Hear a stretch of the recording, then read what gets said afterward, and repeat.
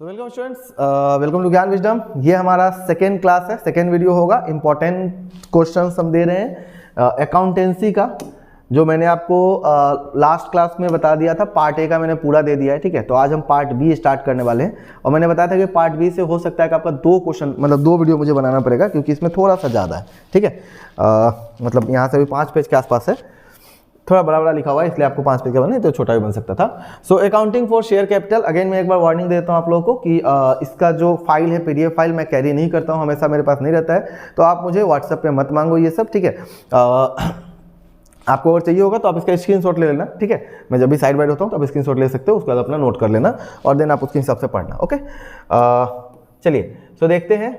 अभी तक मैंने जब भी इंपॉर्टेंट क्वेश्चंस दिया है, मेरे जितने भी प्रीवियस वीडियोस हैं आप जाके देखिएगा, उसके नीचे आपको मिलेगा कि सर आपके इंपॉर्टेंट क्वेश्चन से पढ़ा था, मेरा एग्जाम बहुत अच्छा गया, बहुत लोगों ने कहा है, ठीक है।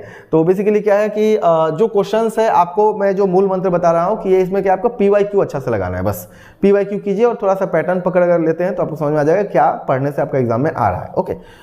सो डिफाइन द टर्म कंपनी, सबसे पहला कंपनी क्या होता है, ओके, इसको पढ़ना ही है। देन फीचर्स ऑफ कंपनी, ये ऑलरेडी आपने क्लास 11 में पढ़ रखा है, तो और नहीं भी पढ़ोगे तो भी आपको बीकॉम में फिर से पढ़ना ही है, तो इसलिए आप एक बार पढ़ ही लेना है, okay.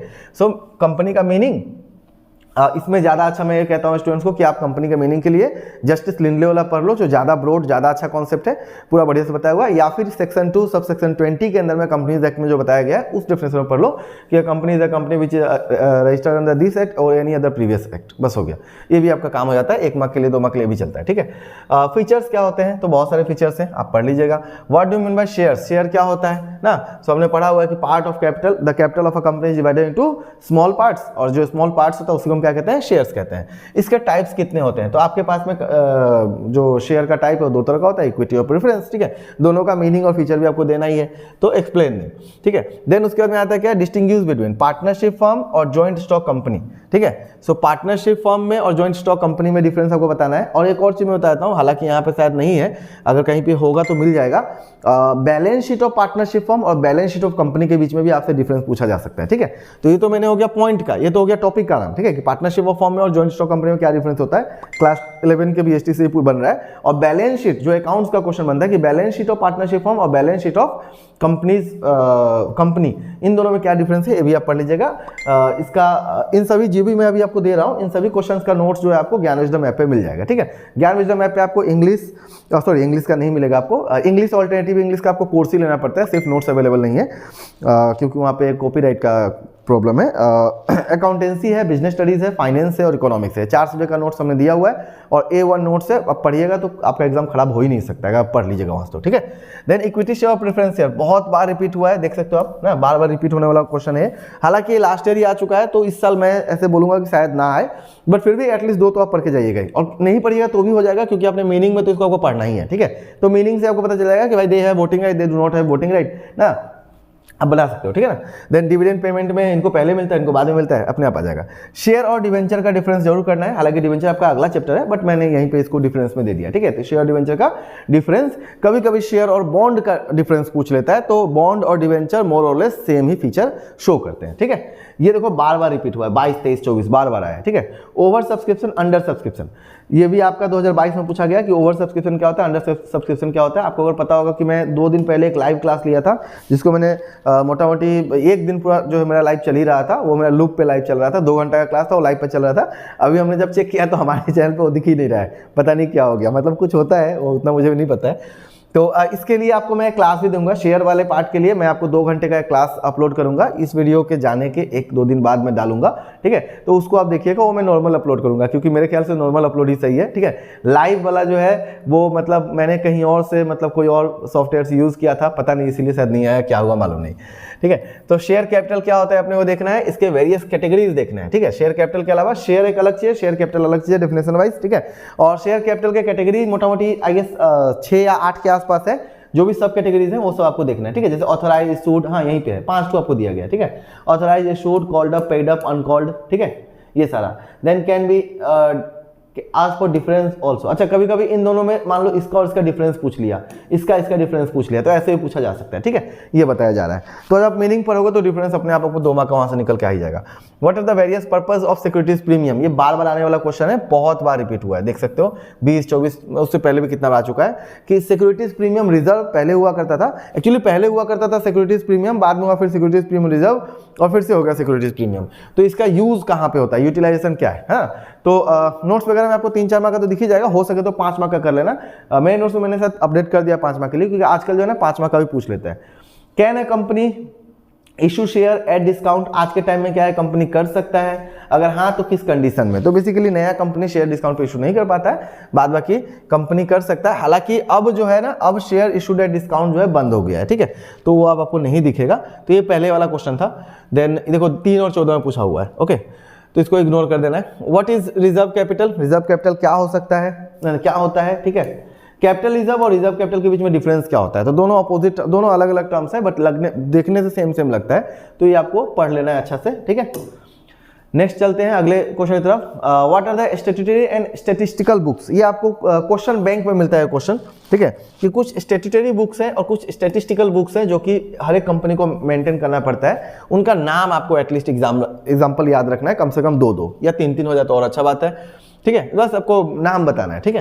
What do you mean bye forfeiture of shares, बहुत इंपॉर्टेंट क्वेश्चन है। फॉरफीचर ऑफ शेयर क्या होता है और री इश्यू ऑफ फॉरफीचर शेयर क्या, फॉरफीचर ऑफ शेयर क्या होता है, ठीक है, मतलब री इश्यू क्या है और फॉरफीचर क्या है। फॉरफीचर का मतलब होता है जो शेयर हमने मार्केट में दे दिया है उसको हमने दोबारा ले लिया, वो हो गया फॉरफीचर, और री इश्यू मतलब जो हमने रिटर्न लिया उसको दोबारा हमने फिर से बेचा है, ठीक है। How the shares are forfeited and reissued, और इसके लिए आपको अकाउंटिंग जो ट्रीटमेंट है वो आपको समझाना पड़ेगा। Explain the concept of issues of shares at par premium at discount, तो डिस्काउंट जो है अब खत्म हो गया तो इसको नहीं पढ़ना है, पार और प्रीमियम आपको पढ़ना है, ठीक है। Then write short note on, और वहां पे अब यही सब क्वेश्चन थोड़ा रिपीट करेंगे जो आपको मैक्सिमम 2 मार्क के लिए पढ़ना है।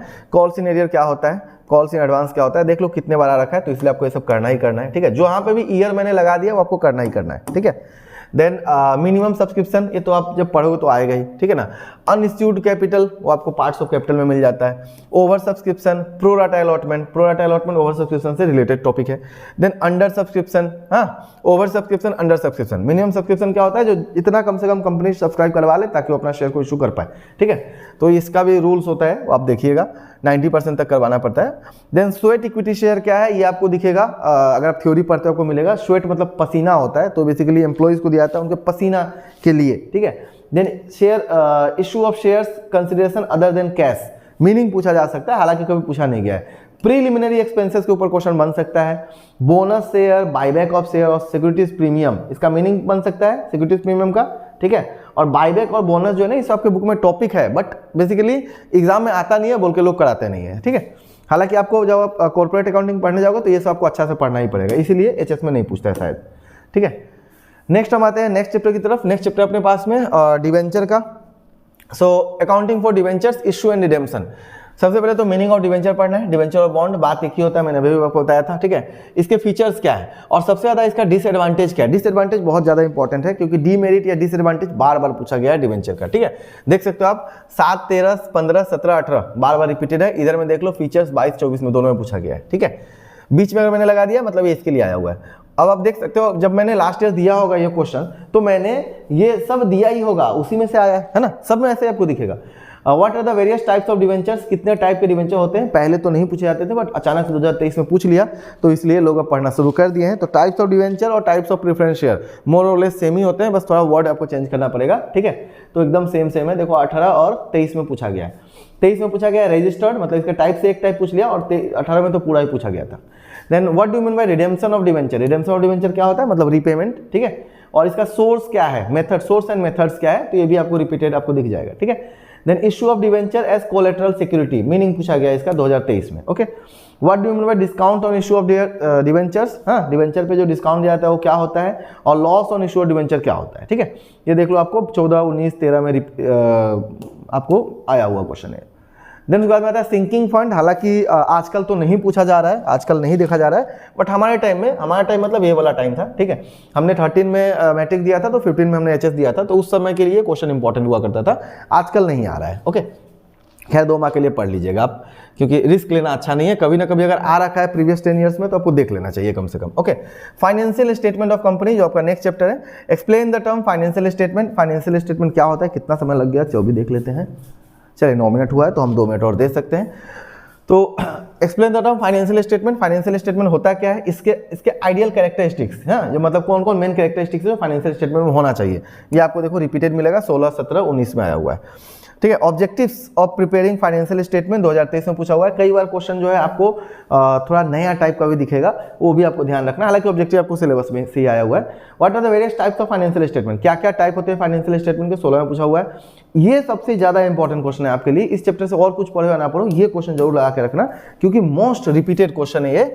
Draft the format of revised balance sheet of a company, most important मैंने लगा के भी रखा है। देखो 12, 13, 14, 15, 16, 17, 18, 20, 22, मतलब ऑलमोस्ट 10 साल में 8-9 बार रिपीटेड है। ठीक है, हाँ, तो इसको आपको पक्का देखना है। अगर आप लोग अपने कॉलेज में प्री का एग्जाम लगाए होंगे, उसमें भी बहुत लोग का आया ही होगा। ठीक है, explain the purpose of preparing various types of financial statement. कौन सा फाइनेंशियल स्टेटमेंट क्यों बनाया जाता है, क्यों आप कैश फ्लो स्टेटमेंट बना रहे हो, क्यों आप पीएल अकाउंट बना रहे हो, स्टेटमेंट में पीएल बना रहे हो, उन सभी का फंड फ्लो स्टेटमेंट क्यों बन रहा है, उन सभी का रीजन क्या है, वो सब आपसे पूछा गया है। ठीक है, देन उसके बाद में what are the uses and users of financial statement. तो यूजर्स आपसे तो नहीं पूछ रहा है, बट यूजेस बार बार पूछ रहा है कि फाइनेंशियल स्टेटमेंट का यूजेस क्या है। ठीक है, देन ये 22-24 में आपको दिखेगा, मतलब यूजेस पूछा गया है। What are the types of information provided by it, explain its importance and limitations.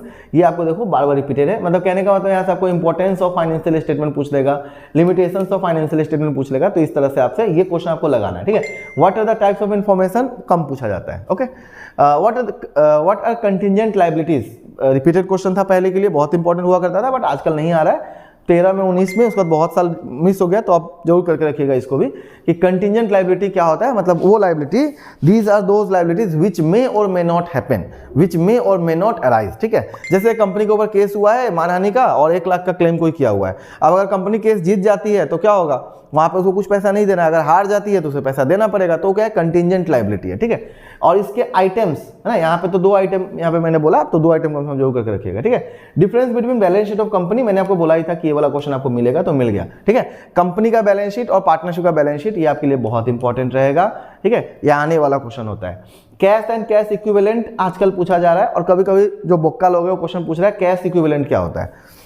पूरा जो नाम है वो क्या है, cash and cash equivalent, but in लोगों ने क्या किया, पेपर में क्या डाल देता है, कैश इक्विवेलेंट क्या है। तो कैश इक्विवेलेंट मतलब मीनिंग आपको वही बताना है। ठीक है, इसके लिए आपको कंफ्यूज नहीं होना है, क्योंकि कभी कभी उन लोगों का टाइपिंग एरर हो सकता है, और हो सकता है क्या, होता ही है। आप कई बार देखोगे इंग्लिश के क्वेश्चन में, ग्रामर में क्वेश्चन के जगह पे आंसर भर दिया हुआ है, हाँ, मतलब दे ही देता है, गड़बड़ कर ही देता है। सो 3 आइटम शॉन अंदर। अच्छा, इसके लिए ये इस टाइप का क्वेश्चन मैंने जस्ट एक डाला है, बट इसके अंदर आपको बहुत सारा क्वेश्चन बन सकता है। एक पैटर्न इस चैप्टर से ऐसा वाला था, एक पैटर्न इस चैप्टर से ऐसा वाला था, जहां पे आपसे ऐसा क्वेश्चन पूछा जा रहा था। ठीक है, आपसे पूछा जा रहा था, मान लेते हैं आपको दे दिया लैंड एंड बिल्डिंग, ठीक है, आपको दे दिया ट्रेडमार्क, आपको दे दिया कंटिंजेंट लायबिलिटी, और आपको बोल रहा है कि इसको बैलेंस शीट में आप कहाँ पे शो करोगे। ठीक है, तो आपको पता है लैंड एंड बिल्डिंग जो होता है वो आपका नॉन करेंट एसेट्स के अंदर में जाएगा ना, फिक्स्ड एसेट के अंदर में। ट्रेडमार्क जो होता है आपका इंटेंजिबल एसेट के अंदर जाता है, वो भी non current asset fixed asset के अंदर ही। और कंटिंजेंट लायबिलिटी जो है ये आपका जाता है एज फुट नोट, मैं शॉर्ट मतलब as footnote of the balance sheet, नीचे आप नोट में दिखाते हो। कहने का मतलब ये हुआ कि आपको आइटम दे रहा है, आपसे पूछ रहा है कि इसका मेजर और सब हेडिंग क्या होगा, ये आपसे पूछ रहा था। एक पैटर्न ये बनता है, एक पैटर्न ये भी वाला भी बनता है। ठीक है, इसमें क्या होता है, आपसे डायरेक्ट कोई एक हेडिंग दे देगा, बोलेगा इसके अंदर आने वाला कोई 2-3 चीजों का नाम बताओ।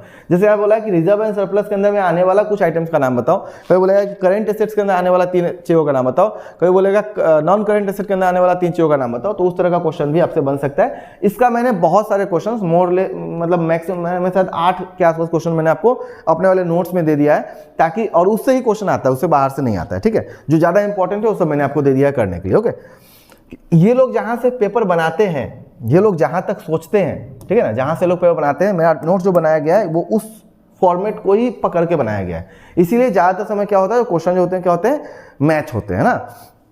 अच्छा, एक और चीज क्या है, मेरा नोट्स जो है वो कुछ लोग जो है ऐसे करके बहुत पहले जिसको मैंने दिया हुआ है, तो वो लोग मतलब यूज कर रहे हैं ना, बट अपडेट नहीं कर रहे हैं, मैं अपडेट कर रहा हूँ, अंतर इतना ही है, ठीक है। मैं भी यहाँ पे बोल नहीं सकता हूँ, नहीं तो मैं ऐसे बोल सकता हूँ कि गुवाहाटी में बहुत सारे ऐसे, मेरे पास ऐसा कितना बार हो रखा है कि मेरा स्टूडेंट कोई नया आ रहा है, अभी 1 महीना पहले आया, ज्वाइन किया, पढ़ रहा है और बोल रहा है कि सर मेरे पास नोट्स है। मैंने बोला नोट्स है? तो हाँ है। तो कौन सा नोट्स है? पता नहीं सर, नोट्स है, पढ़ रहा हूँ, उससे एग्जाम में आता है। ठीक है, दिखाना। या कभी कभी स्टूडेंट लेके आता है, हाँ सर ये वाला नोट्स देखिए तो इसको पढ़ने से होगा क्या? देखता हूँ तो ये वही नोट्स है जो मैंने आज से 8 साल पहले प्रिंट करा के किसी को दिया होगा, वो रोटेट हो रहा है, ठीक है। तो वैसा भी होता है। एनालिसिस ऑफ फाइनेंशियल स्टेटमेंट, चलिए इस वाले चैप्टर को भी हम रहने देते हैं, 2 चैप्टर और है तो ज़्यादा लंबा हम वीडियो को नहीं टालना चाहते हैं, ठीक है। तो आज के लिए इतना ही रखते हैं, इतना क्वेश्चन आप कीजिए, तब तक अगला जब तक वीडियो आए तब तक। और मैं आपको बता देता हूँ कि इंग्लिश और एक अल्टरनेटिव इंग्लिश का आपके लिए फुल कोर्स अवेलेबल है ज्ञान विजडम ऐप पे, ठीक है। और अब उसका जो प्राइस है ना वो डिस्काउंटेड प्राइस आपको मिल रहा है। अब आपको उसका प्राइस में जो है आज ही मैं अभी इस वीडियो खत्म करने के बाद ही मैं उसको प्राइस जो है थोड़ा सा रिड्यूस करूंगा, ताकि आप लोग उस कूपन को अप्लाई करके आप कम से कम मतलब प्राइस में अपना कोर्स ले सको, ठीक है। और प्लस जो नोट्स है आपका वो सारा का सारा आपके लिए अवेलेबल है, अकाउंटेंसी का है, फाइनेंस का है, इकोनॉमिक्स का है और बिजनेस स्टडीज का, ठीक है। प्लस एक और चीज मैं भूल गया बताना, बिजनेस स्टडीज का हमारे पास में कोर्स भी है, तो आप उस कोर्स को भी ले सकते हो, जहां पे आप मतलब 8 से 10 से 12 घंटे का आप लेक्चर पूरा अटेंड करते हो, तो पूरा आपका जो जितना भी कोर्स है ना, मतलब पूरा सिलेबस आपका कवर हो जाता है और पूरा एकदम crystal clear to the point बात करना है, एकदम शॉर्ट में आप पूरा बीएसटी समझ पाओगे कम से कम फी देकर, ठीक है। चलिए बाय बाय, मिलते हैं अगले क्लास में, थैंक यू। और कोई डाउट कोई क्वेश्चन आए तो नीचे आप कमेंट में बताना, ठीक है। चलिए बाय बाय।